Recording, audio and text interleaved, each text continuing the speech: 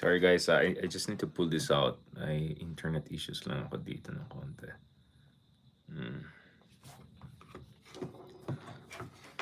Ito muna tayo, kapatid.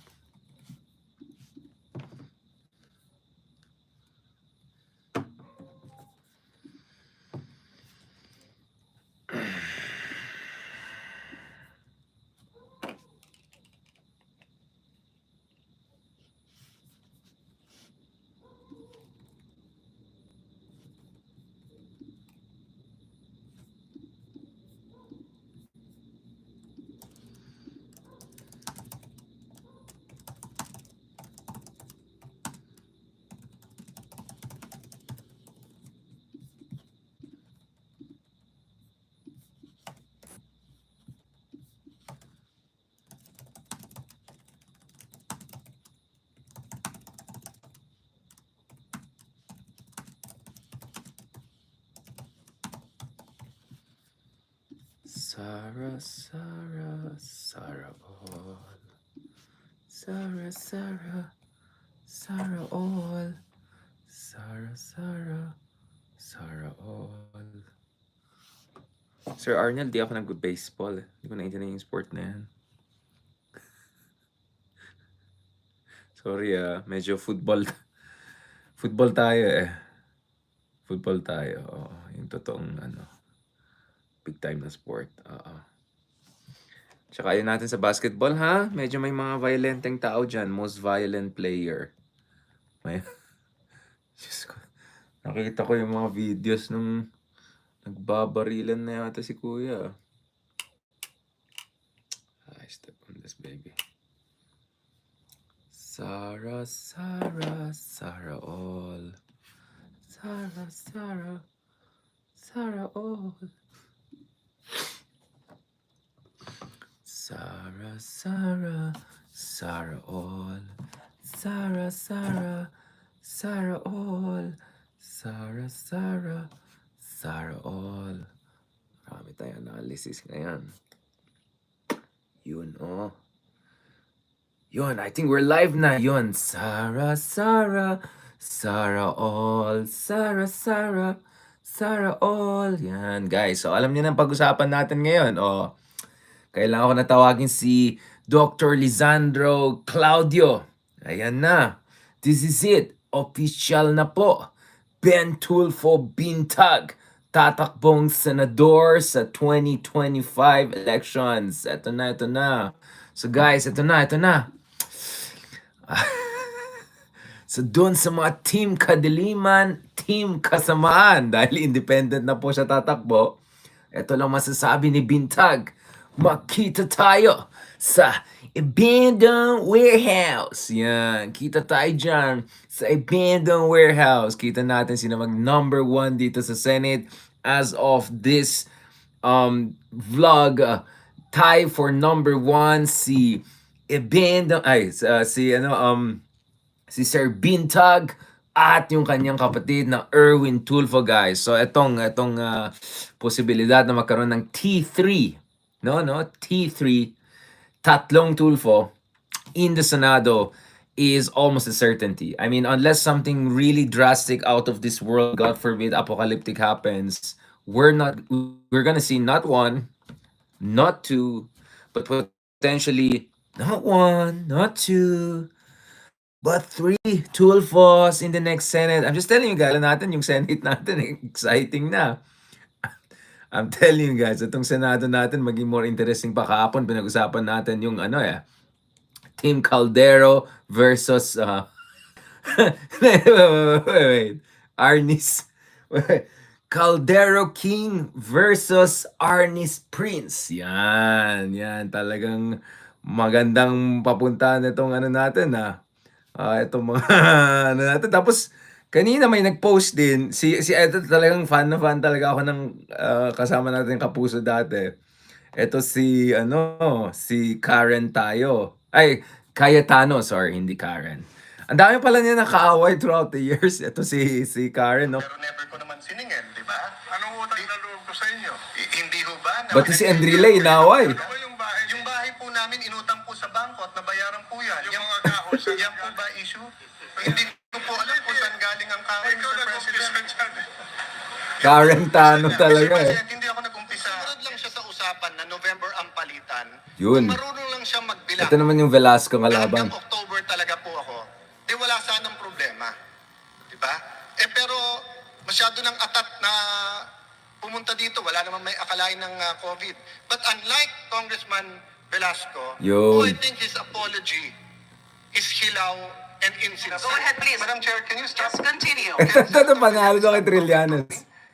I mean, I don't want to talk to him, but he keeps talking to me.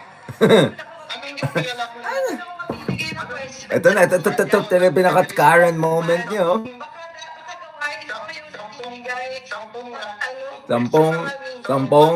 Sampung. Ayan, talagang sa akala natin si ano lang, yung Caldero versus Arnis lang ang ano. Dahil pa lang kaaway ito eh. Ano kayong record ng fighting record na to?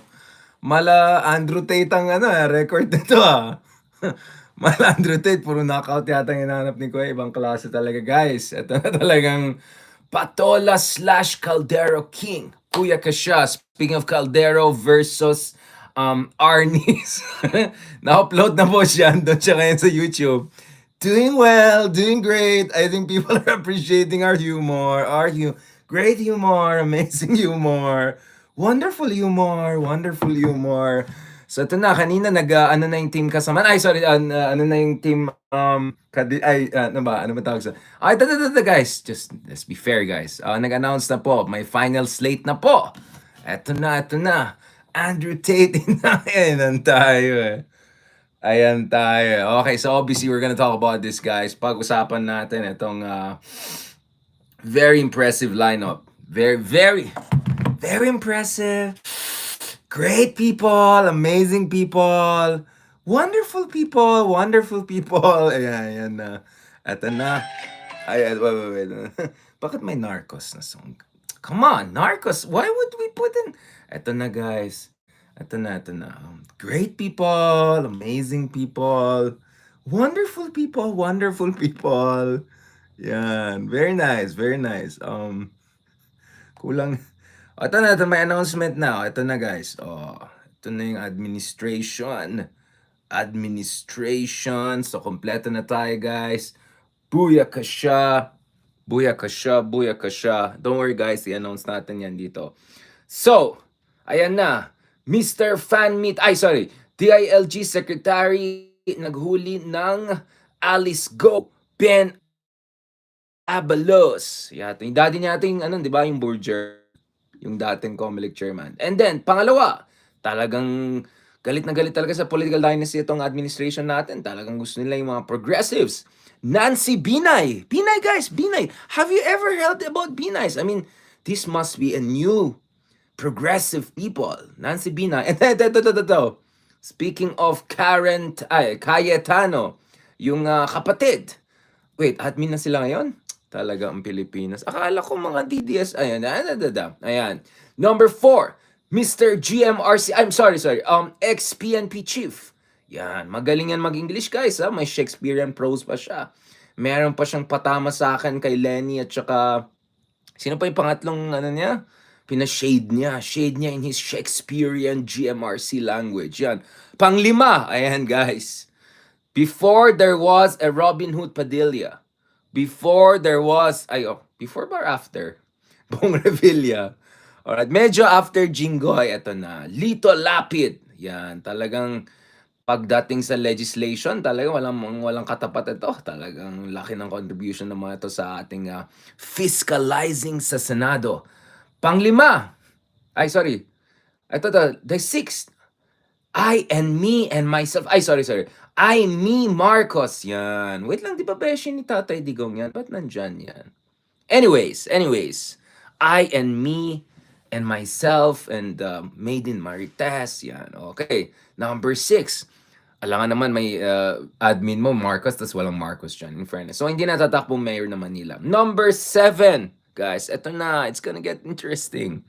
Manny Champion 7 Division, Manny Pacquiao na walang sinabi nung kinakawawa si Leila de Lima at parang supportive pa yata siya nung time na kinakawawa si Leila de Lima na eventually na booking na witch hunt at demolition job at kawalang hiya lang ginawa ni Digong pero wala siyang sinabi. But magical itong tao na to ay biglang matapang na sa West Philippine Sea nung tatakbo ng bilang presidente nung 2022. Yan naman pinakagusto ko yung mga ganun tao, biglang matapang na at guys, mahalin na natin si Manny Pacquiao kasi si Lenny mabait sa kanya, di ba? Kung so mabait si Lenny sa kanya, magaling na siya. Alright? Ganun kasimple lang yan. And then, ito, guys.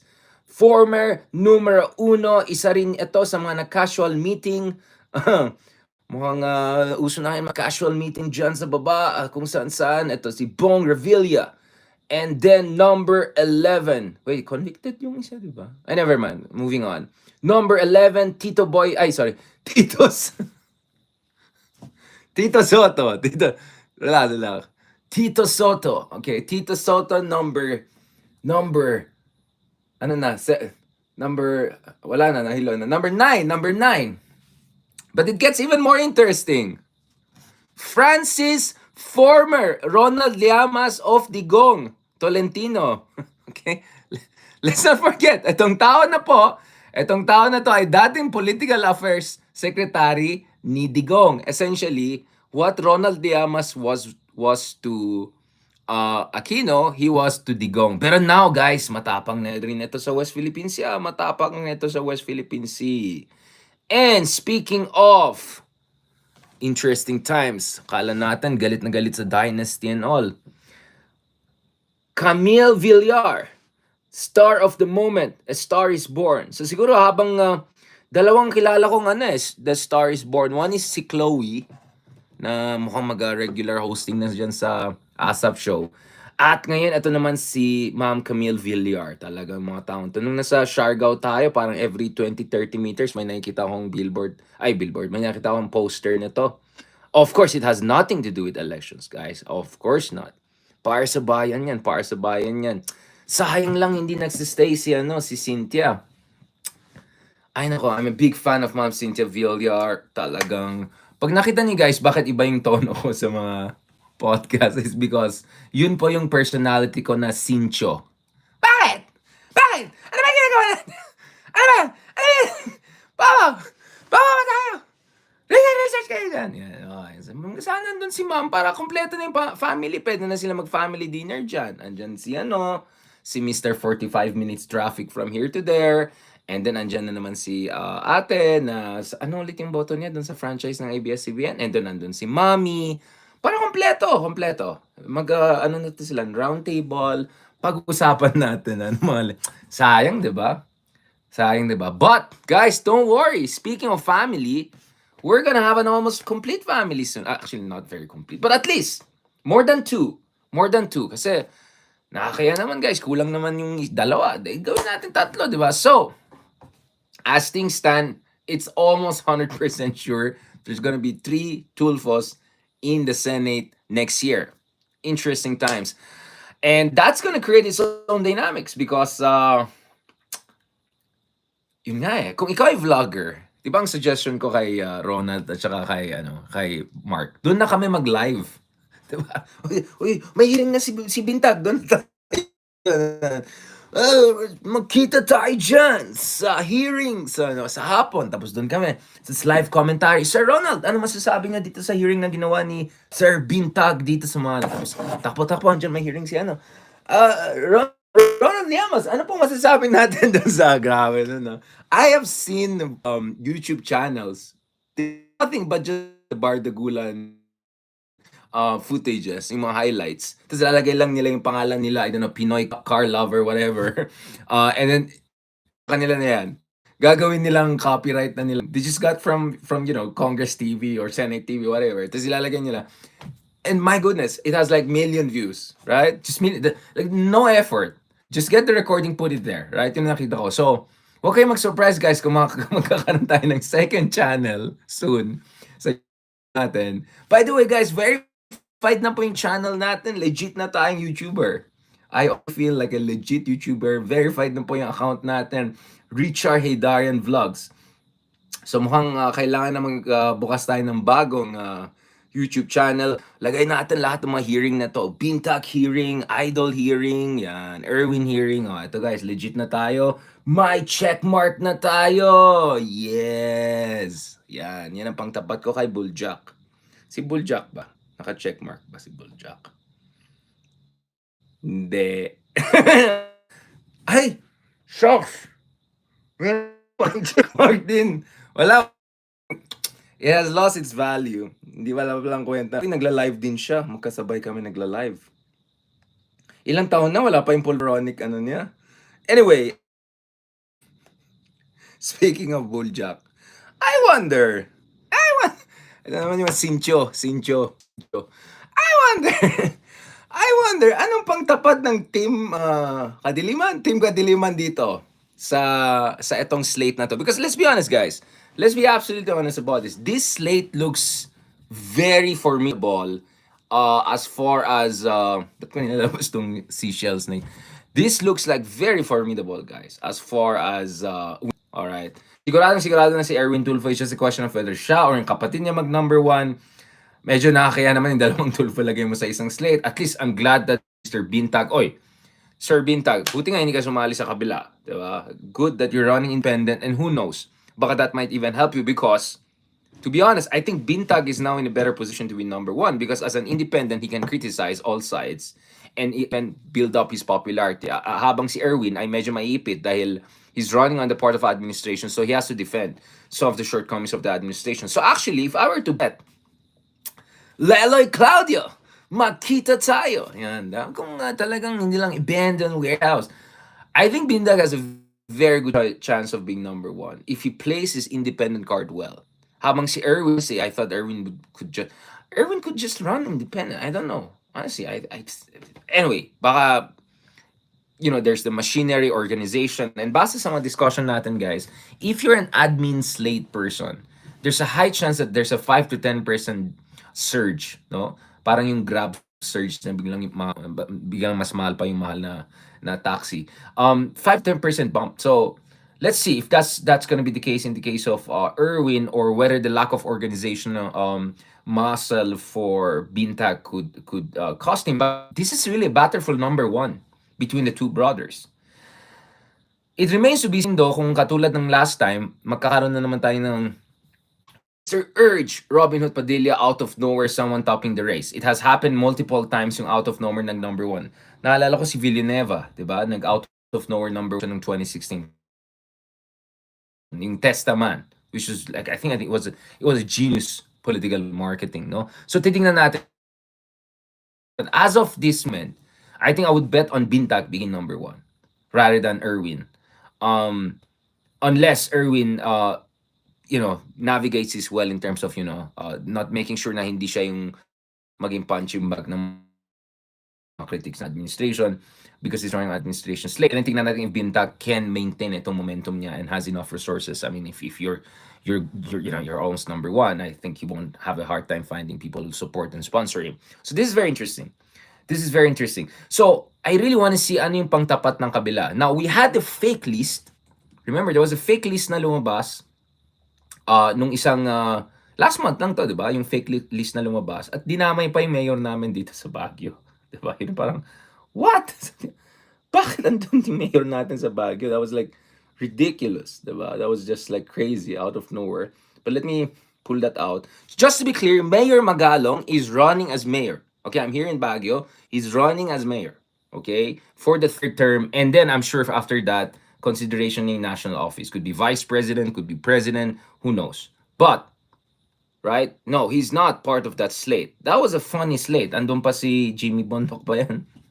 Ang resident, legal analyst, yung mga ganun. So let's see. Mayroon pang Malu Tikiha. Thank you pa si Malu.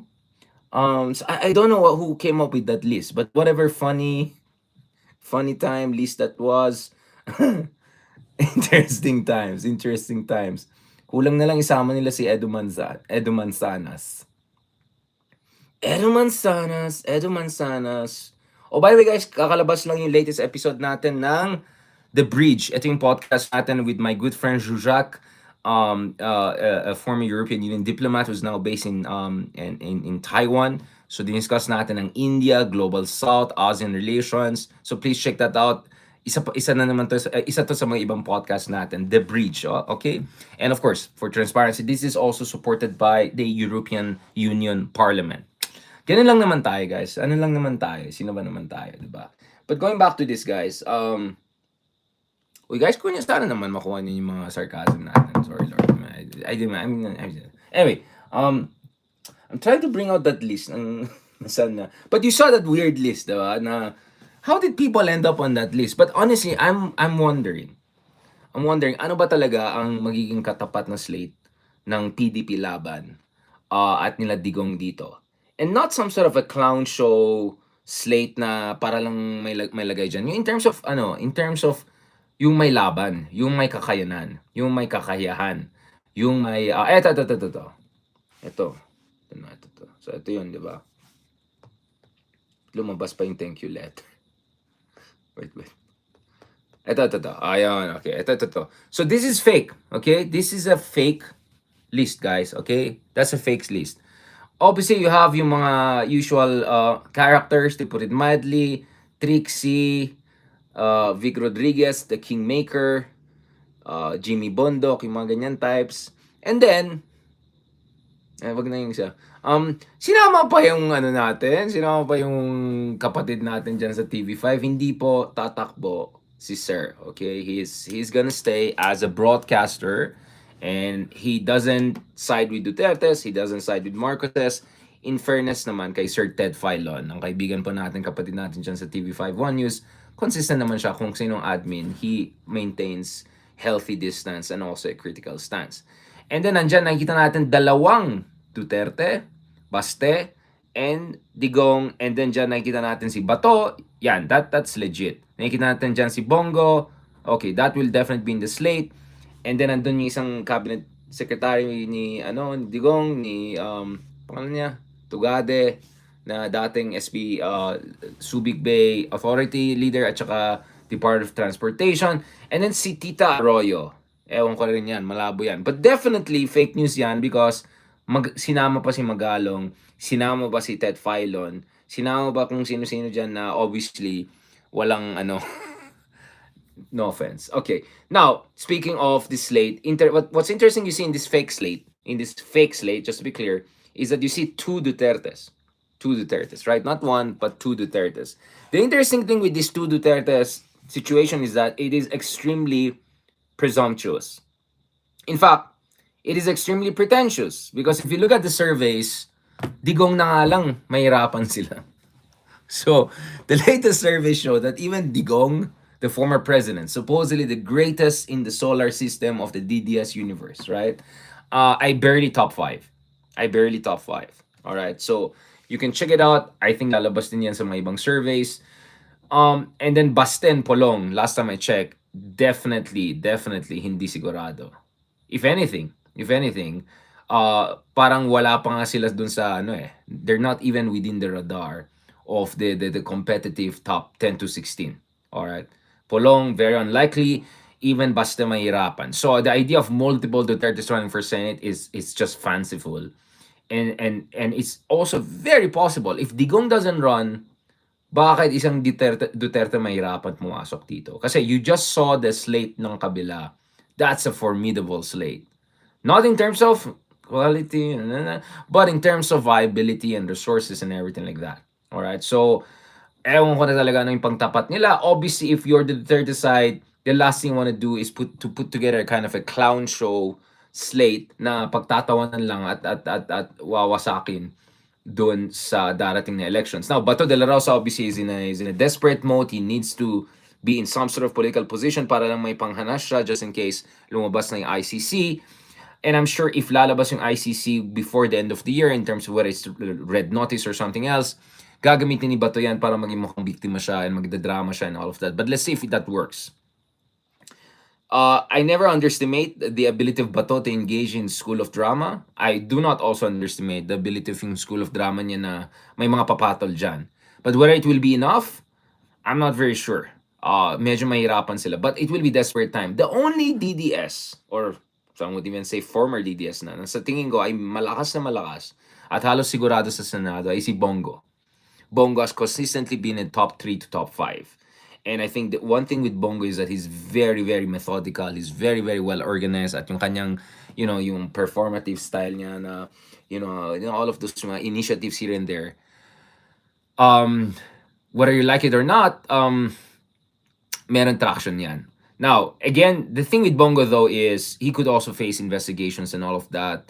Dun sa based on the allegations ng involvement niya with questionable characters, Pogo-related characters, Pharma-related characters, or at least yun yung direction ng attack at investigations laban sa kanya, including dun sa Quadcom. But I won't be surprised actually Bongo will use that to also play the victim card, and that might just be enough for him to land in top 5. All right, so Bongo was already top 3 and 4 in the past. I won't be surprised he can still end up at top 5. But he's really the only one in dun sa the whole DDS whatever that I think halos sigurado, 'di ba? Even mga Dutertes, especially if Digong doesn't run, medyo far from certain, certain, sorry. So let's see how that's gonna work. Obviously, and I'm gonna go to the elephant in the room very shortly. But I just want to bring out this. And just to be clear, guys, yung mga nagsabi na nahiwala ba kayo sa survey and all of that. Okay, so ano yung surveys are not perfect, absolutely. Yes, I agree. But okay, if you don't believe in surveys, ano yung alternative nyo? Google Trends? You know how ridiculous that is? Google Trends just looks at the level of interest people have on internet about a certain personality. Now, in a country where majority of the population actually, right, majority of population is, doesn't have reliable internet, and you have a very select middle class that is very active online and Google, that could easily distort and create biases in terms of, but anyway, no offense to our friends and all. I know what they were trying to do in the 2020 elections, but we're in a different world right now. So ito yung mga surveys na nakikita natin. As you can see, guys, Tulfo Erwin, Tulfo Ben, Soto, Tito Soto, Christopher Bongo, Lacson, Bong Revilla, Cayetano, Tolentino, Pacquiao, Marcos, Lapid. Digong is not even in top 5. In fact, baka hindi pa makapasok kahit isang Duterte. Digong is number 7 to 15. Alright? De La Rosa Bato also alanganin. Abalos, alanganin. Baste is out of even the competitive circle. And then the same also with Polong. So I mean, just look at the numbers here, okay? Look at Polong and Baste, both out of it. And even Digong, not necessarily within Magic 12. 7 to number 15 siya. So that just tells you guys how competitive this race is, diba? And how desperate the Duterte side would be to even get one of them in. And good luck putting a competitive slate here in these elections. But what is the elephant in the room? And this is where, again, people have to understand where we're coming from.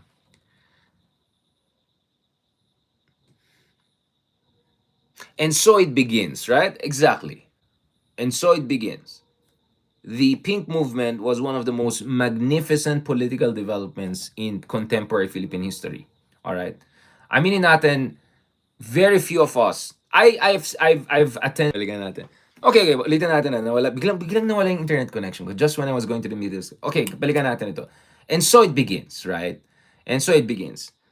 The reason why Ronald Llamas, and a couple of other people keep on saying, kailangan ma-organize, kailangan ma-harness itong pink movement, kailangan ng decisive leadership, kailangan ng proactive leadership, kailangan na a little bit risk-taking, kailangan na a little bit, getting out of your comfort zone, kailangan na hindi lang pwede descende, hindi lang pwede pa-cute, hindi lang pwede posturing, is because if sana na-harness ng husto itong great pink movement na yan, because again, none of us have seen anything close to that in contemporary Philippine history. I've seen massive pro-democracy protests abroad, especially in Hong Kong, a few years ago. But I'm talking about in the case of the Philippines.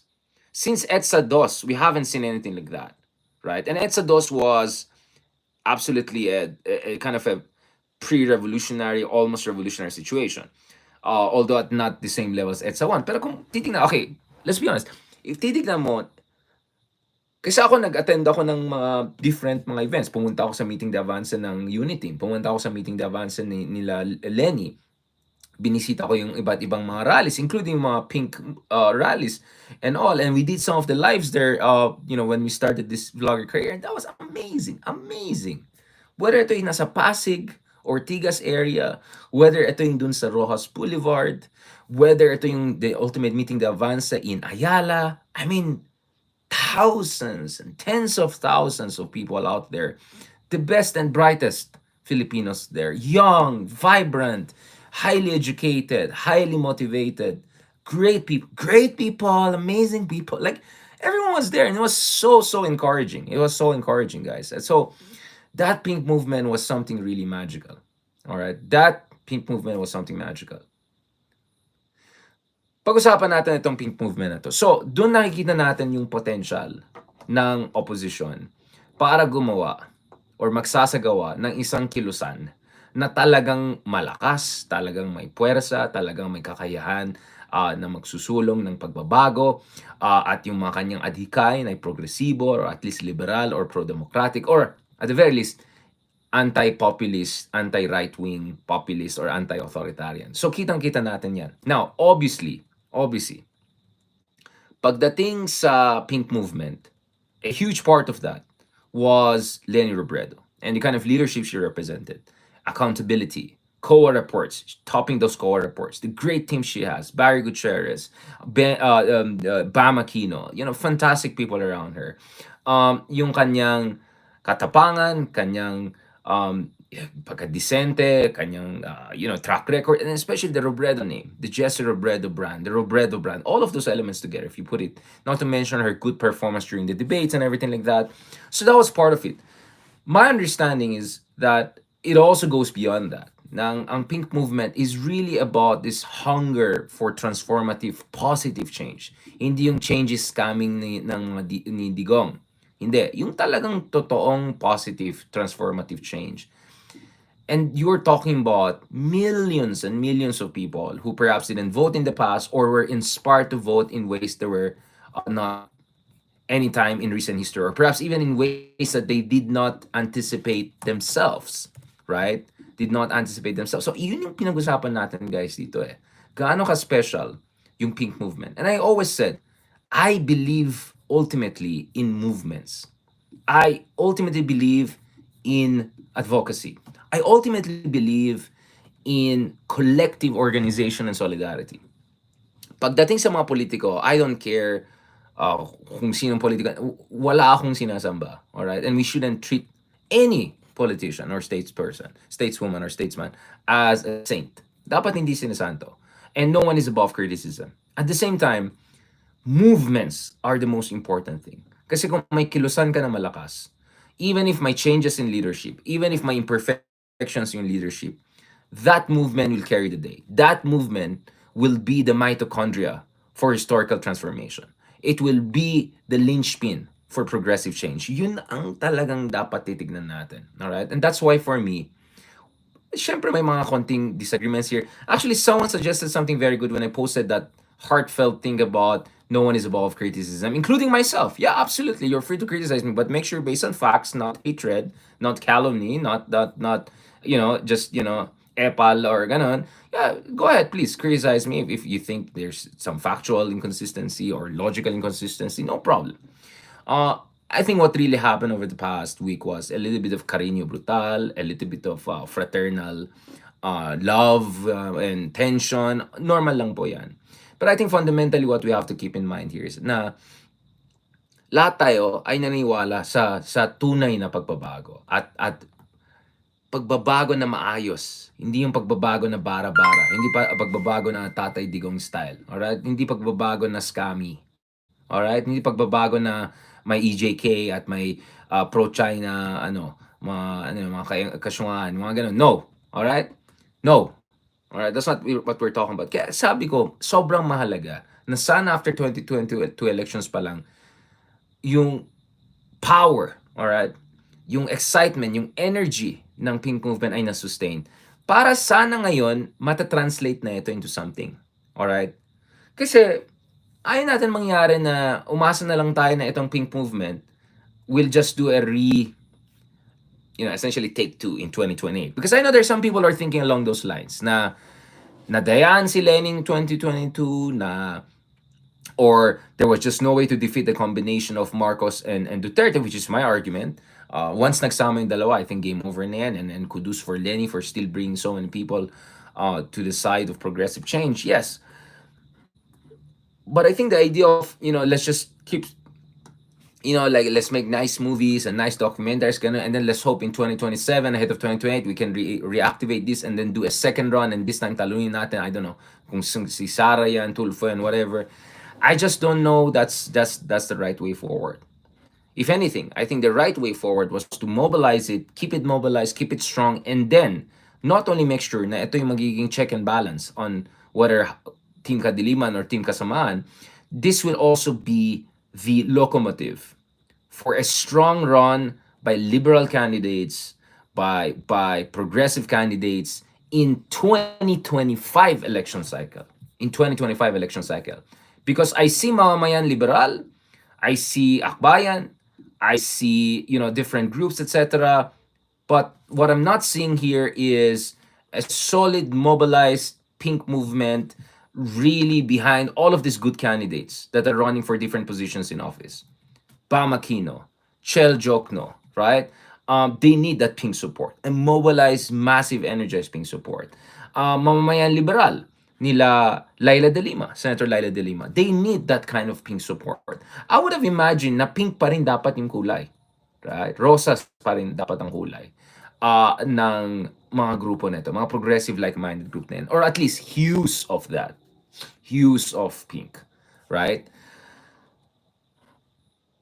But you tell me, is there a mobilized, fully activated pink movement? Imagine if that 15, 16 million votes was maintained, even expanded in theory, right?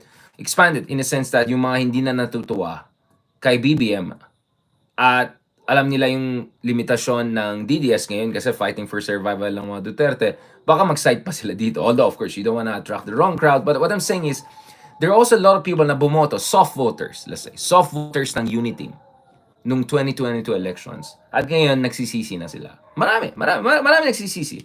Maraming nagsisisi hindi lang sa boto nila nung 2016, napaisip din sila doon sa boto nila nung 2022. Yung mga tao na yan, you could bring to your side. So imagine that 15 million could have been now 20 million. If you had a solid 10, 15, 20 million, right? Organized opposition, to put it in the Lord Toranaga Shogun way, anything is possible. In fact, almost everything is possible in Philippine politics. You could have easily pushed and supported Bam Aquino, while Bam Aquino, because Bam Aquino was he was the one of the chief architects of that campaign. Support Chel Jokno, support Kiko, who was the running mate of Lenny back then and was very much pink. Support Mamamayan Liberal, or support Leila de Lima, or support Akbayan. And Akbayan now is, I think, on a roll, but obviously they still have a lot to do and a lot of... So, do you get what I'm saying, guys? So, yung mga sinasabi natin dito is from a position of sayang. I'm all for making nice documentaries and all and celebrating fantastic, wonderful things that happened 2 years, 3 years, 10 years ago, right? But I'm talking about 2025. I'm talking about next year. I'm talking about 2028. I'm talking about 4 years from now, when you need to start organizing for another presidential elections. So yun lang naman tanong ko ano bang kailangan natin gawin para itong pink movement na ito ay hindi lang solid pa rin, but vibrant, organized, well organized and mobilized, and importantly, not only there for one candidate or one elections or one person. The pink movement should be there for everyone who wants good transformative change in this country. Dapat ganon. Dapat kilusan. Alright? Dapat kilusan. At ang basihan ng suporta dito ay hindi personalidad. Ang basihan ng suporta dito ay dapat athikain.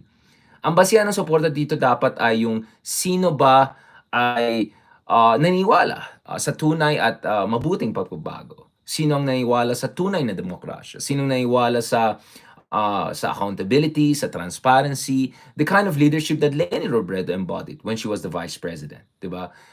Sa pagkaalam natin, si Ma'am Leni ay tatakbong mayor. So obviously, I think she's going to be formidable, and I have no doubts that not only will she win these elections for the mayor's position in Naga, or whatever position she chooses in her home base. I think she'll do great. I think the Robredo brand is in a safe place.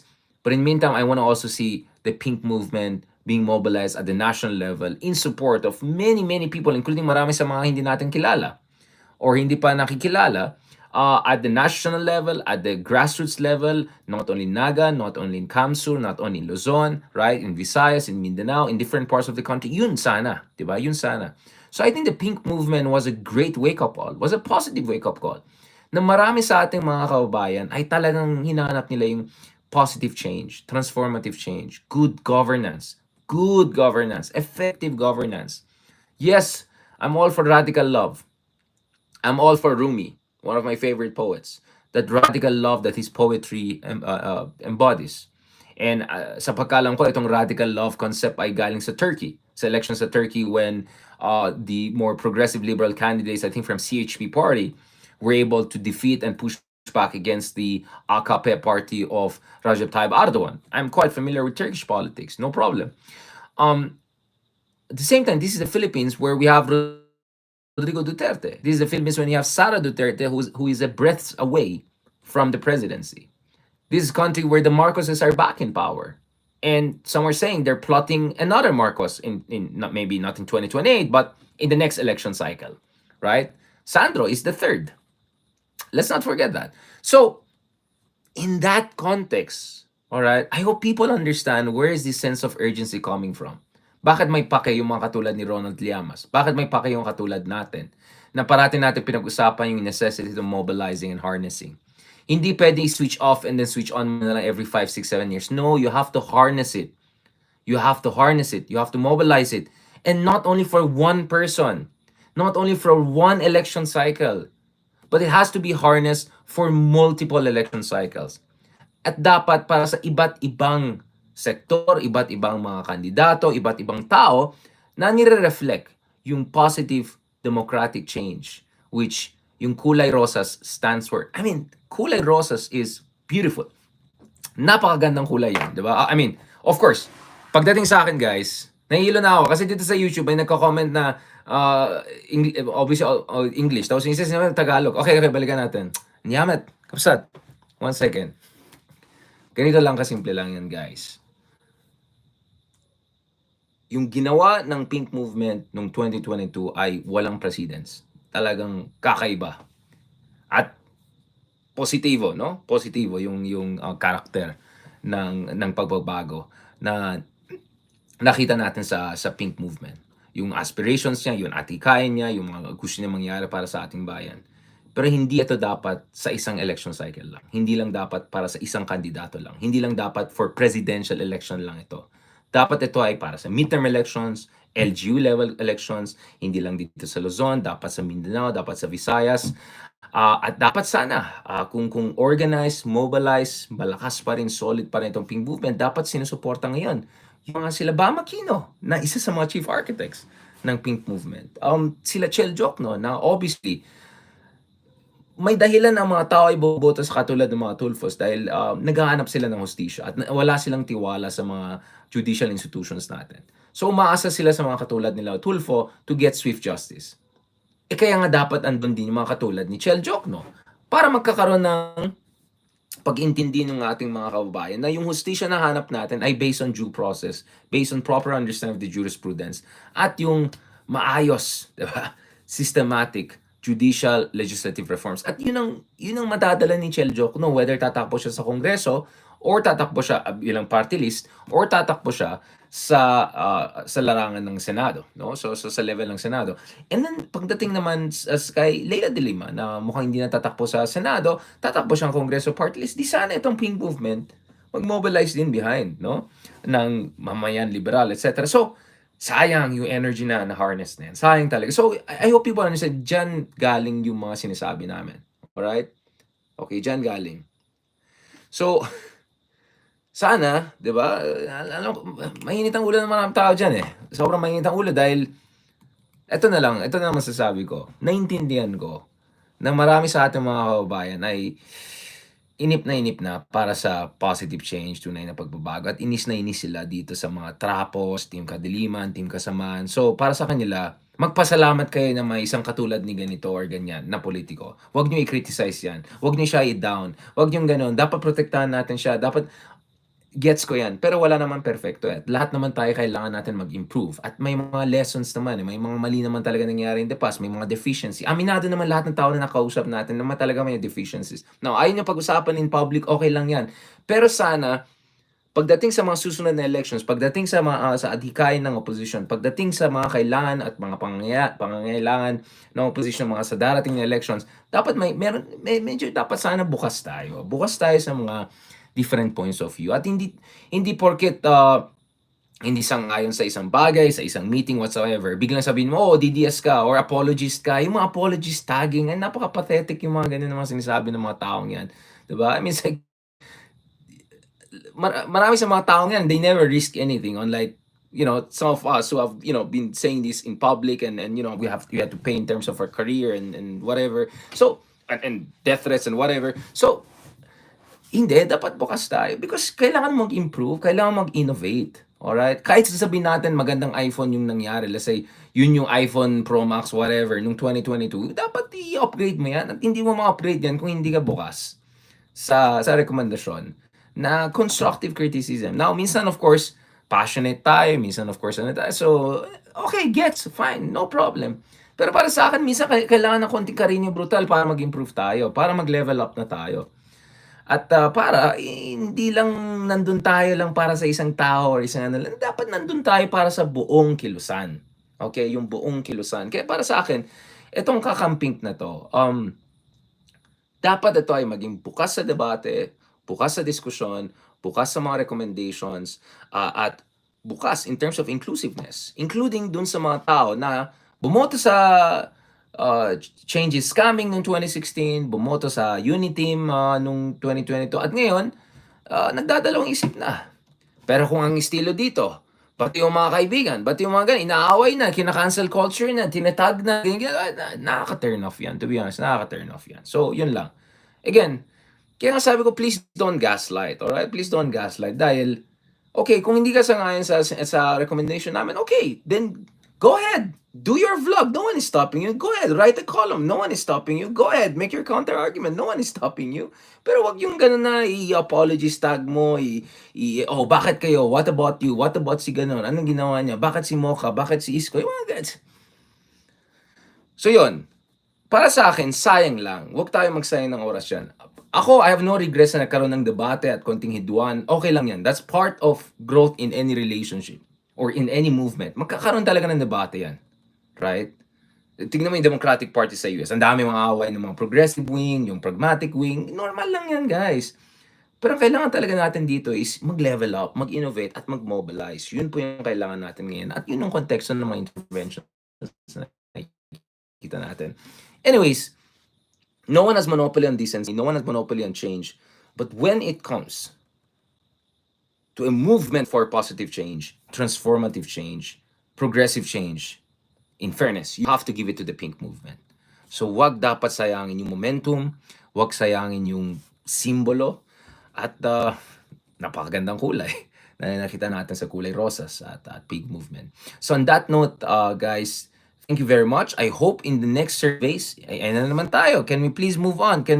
Yan ang problema sa inyo eh. Gusto niyo mag-move on. Sabi, after 2022 election, sabi ko pag-usapan natin, saan tayo nagkulang, ba't di na, move on na tayo, move on na tayo. Alam mo yung ganun style move on? Parang yung sinasabi ng mga, no offense, pansin nyo, pag kinikriticize nyo si Digong or oh, move on na tayo, tapos na yung panahon na yun. Or kung criticize mo si BBM or mga Marcos, move on na tayo, huwag natin pag-usapan. I'm not saying you're on the same moral plane, pero yung ganyan attitude, ayoko yung attitude na yan. Yung sinishut down yung discussion. Alright? Okay, the DDS trolled me for 7-8 years.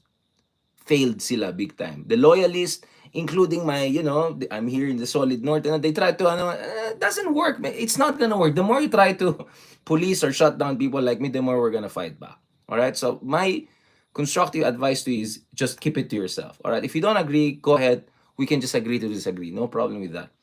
Pero mahalaga dito guys is you learn your lessons and you move forward in the strongest way possible. All right? Let's learn our lessons. Let's reflect, introspection, innovate, and then move forward. All right? You tell me what is wrong with that. Okay? If you have a better argument than that, go ahead, entertain me. I'm willing to read your column, your vlog, or whatever. Okay? Pero kung mag-ano lang kayo, mag-vilify lang tayo, magtataging-taging lang tayo, sorry. Okay? Forget about it. Anyways,